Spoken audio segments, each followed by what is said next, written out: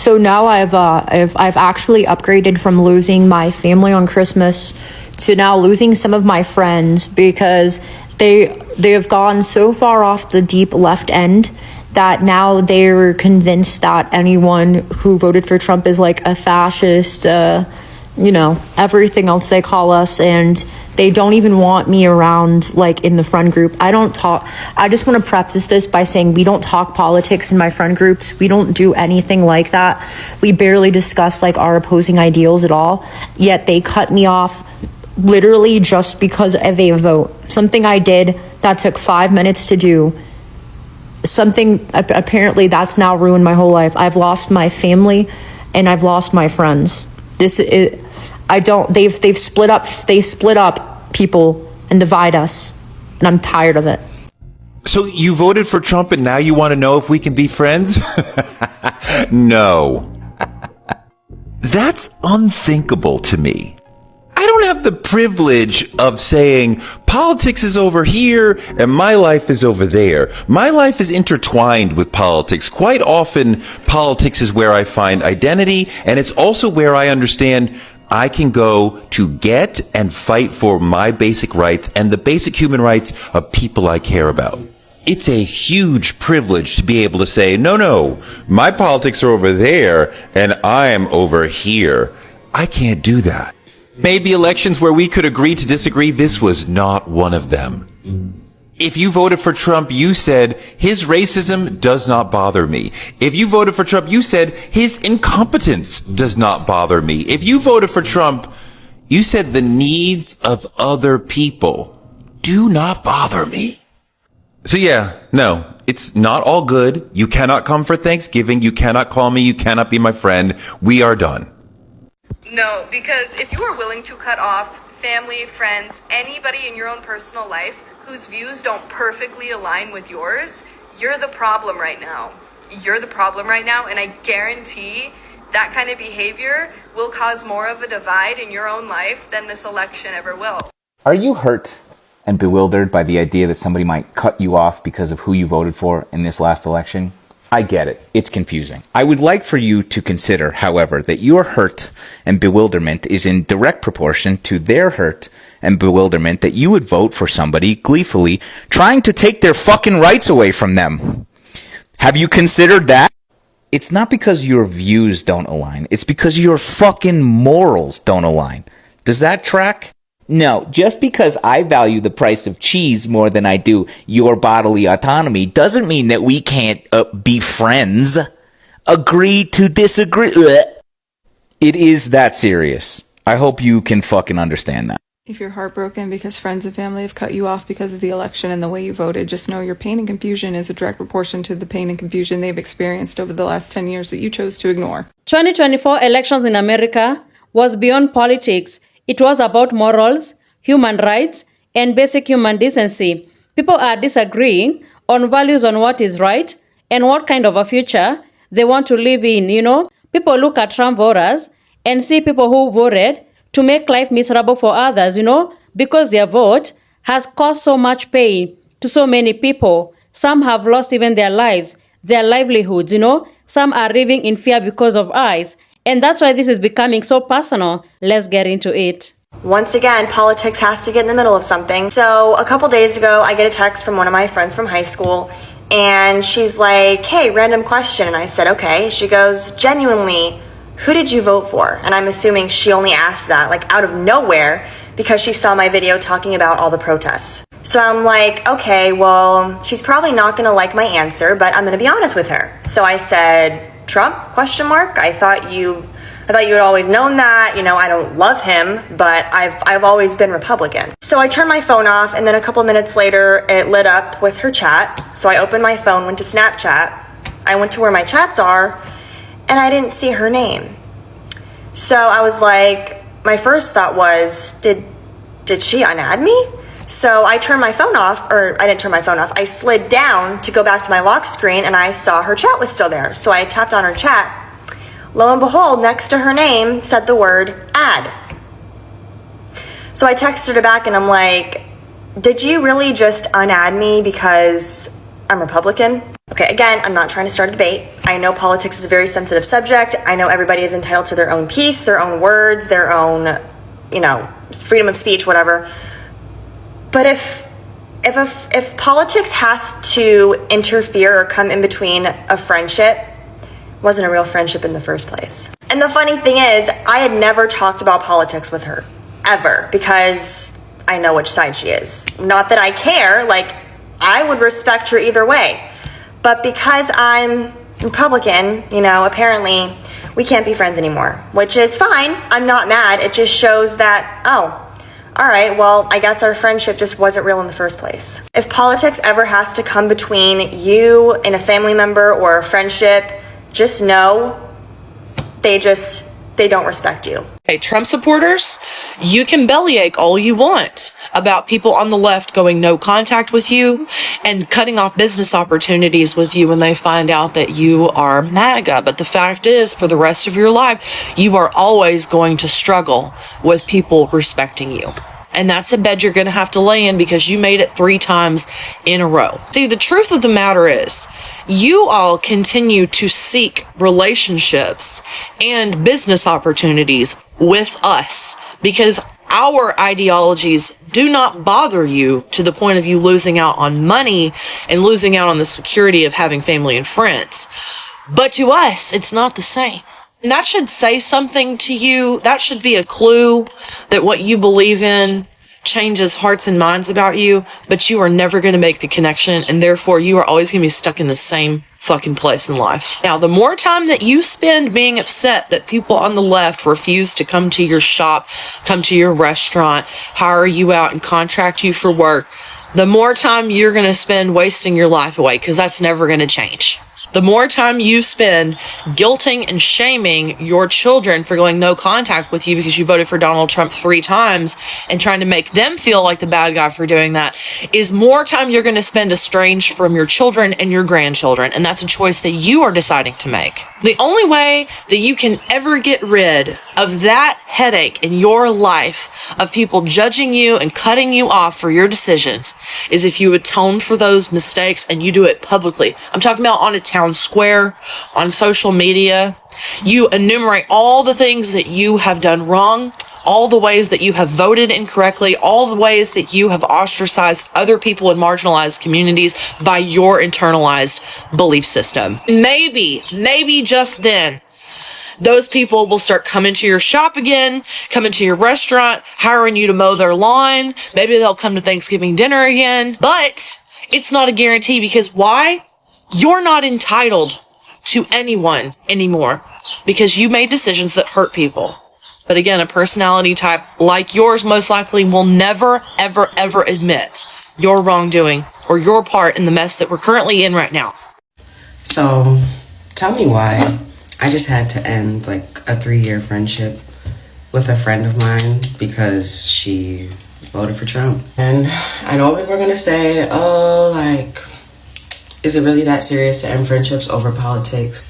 It's not just about politics, especially for Black women, because some of us have grandparents that were born in this country that were not born with the right to vote. For some of us, our parents weren't even born with the right to vote. The Voting Rights Act was enlisted in 1965. That's one generation ago. Just one. For some of us. For context, my friend, now ex-friend, I guess you can say, she was white. The only white friend I've had for a while. We used to work together at the same daycare.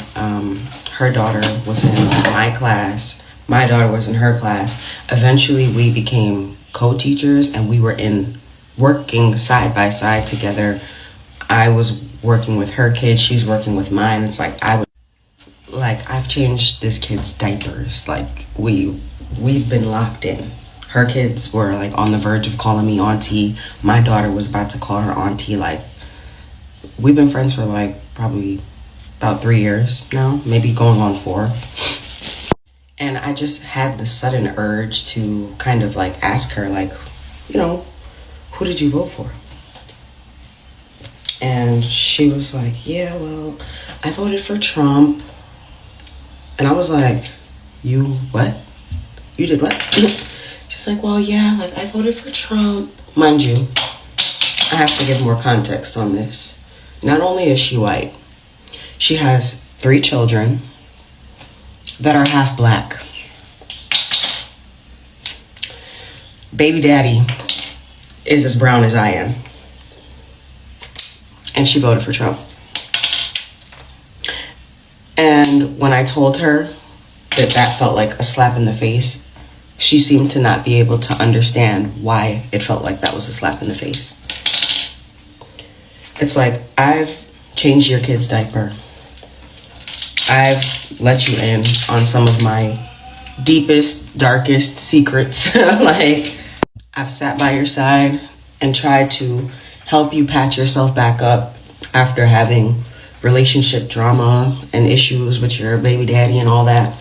And it's like, I feel like this is why Black women are so tired, because we always show up for the people around us.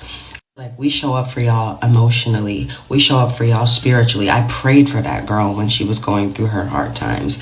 I sat by her side and I tried to be the best friend to support her through everything that she was going through. And when you had the opportunity to represent me and to vote in my best interest, you literally voted against me. Why is that such a crazy concept to think that I wouldn't want to be your friend after that? And she pulled the typical like card that they've been pulling, like, is it really like that serious to you to end friendships over politics? It's not just about politics for us though. And I told her, like, that logic only works for white people. Like, it really does. Like, is it that serious? Yes, it is. And it's like, I have to be honest and say, like, there were little subtle hints or things that could signify that she might be racist, but I thought she was like one of those that like grew up in this type of environment and recognized and realized that it was wrong, because she's made comments about how like racism is not cool. She's told me how her brother is like a straight up MAGA racist white man, but it's like when we would talk about it, it would make it seem as if like, you know, she knew it wasn't right. It was like something that she wasn't she didn't favor or like didn't agree with. And so therefore I'm thinking that means that you would also vote against that. But it's like you just went along with the same ideologies and things that you said were not right and things were wrong. So you're basically telling me, you know, it's not right. You know that you shouldn't have voted for him and you still did. And then you expect me to just be like, oh yeah, it's fine. Like, we can agree to disagree. No, we can't. This is for my friends and family that support Trump. I wish this election was just a preference. I wish it, like in the past, it was like, oh yeah, you vote for the red or the blue or whatever. It's, you know, not big change is going to happen. But unfortunately, that's not what this election is. There's clearly one side that will do harm and wants to take rights and change America into something that is completely different. And it's really clear to me, and many people, most people, majority of people. But if you're still not seeing that, it's been really hard. It's been really challenging to integrate that there are people that I love and care about and do not see what I'm talking about. They excuse all of the behavior, all of the policies. Like, whether you see it or not, like what Trump stands for is taking away rights of people. And maybe you're a white man and maybe it's not your rights. Maybe you'll be fine for a while.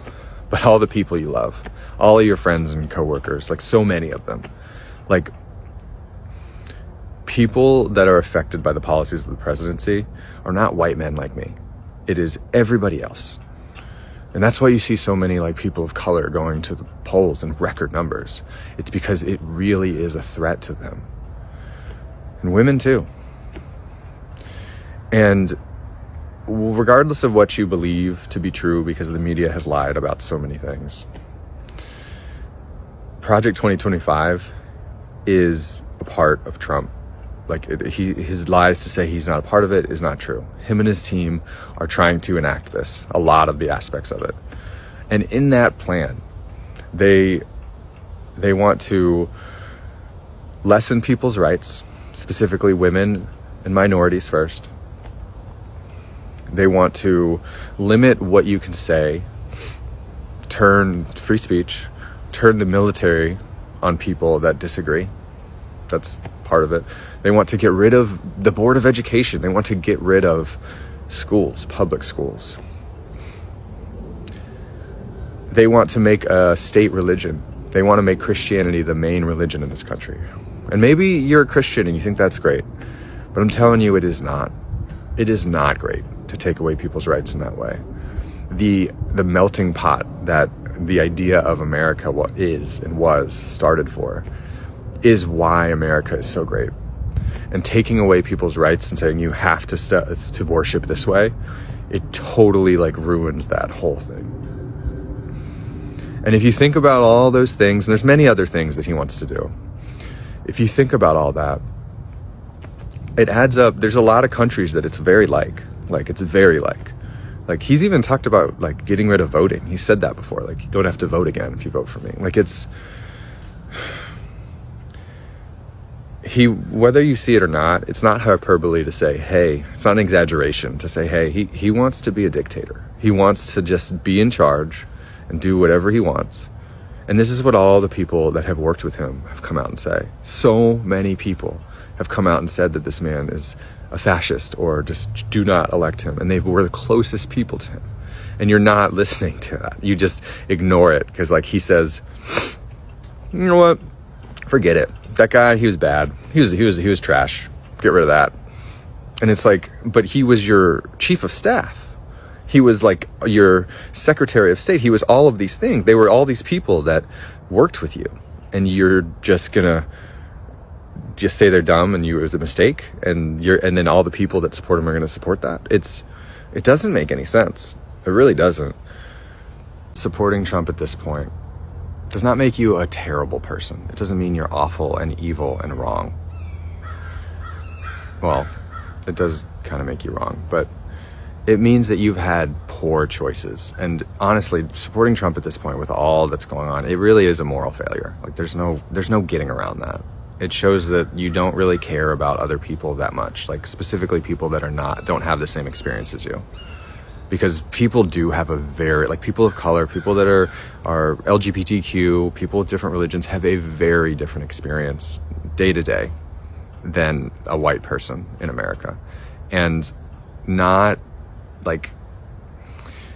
not just ignoring that outright and ignoring those people and discrediting their experience is really cruel, honestly. And it shows a real lack of empathy and it shows a lot of selfishness. For Trump voters, they felt like the 2024 election was about change, the economy, and direction of the country. But for many people, it was about rights, safety, fairness, and dignity, and it felt so personal. It felt connected to the pain that so many people are already going through, you know? People remember families being separated and remember those images of children being held in holding facilities, you know, and how emotional that was for the country. For many people, those moments never left their minds, you know, and whether someone supported those policies or not, those images created deep emotional scars and strong opinions that exist till today. Let's talk about immigrant communities who are living in fear